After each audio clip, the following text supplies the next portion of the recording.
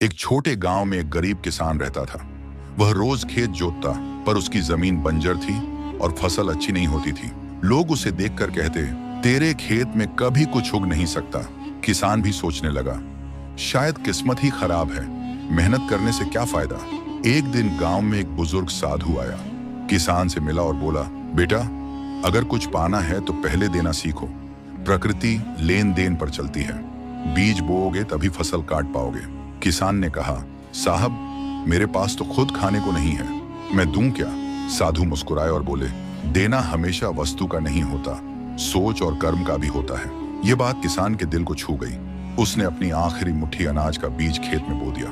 गांव वाले मजाक उड़ाने लगे, पागल हो गया है, खाने के अनाज को मिट्टी में गाड़ दिया। लेकिन किसान विश्वास के साथ रोज पानी देता रहा। कुछ ही हफ्तों बाद उसके खेत में हरी कोंपलें निकल आईं। धीरे धीरे खेत हरा भरा हो गया।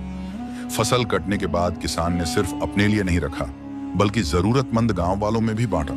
अब लोग उसे सम्मान देने लगे। कुछ ही सालों में वह इतना अनाज उगाने लगा कि पास के गांवों में भी बेचने जाने लगा। एक दिन वही साधु फिर गांव आया। किसान ने दौड़कर उनके चरण छुए और कहा, आपने सिखाया था कि देना ही असली लेना है।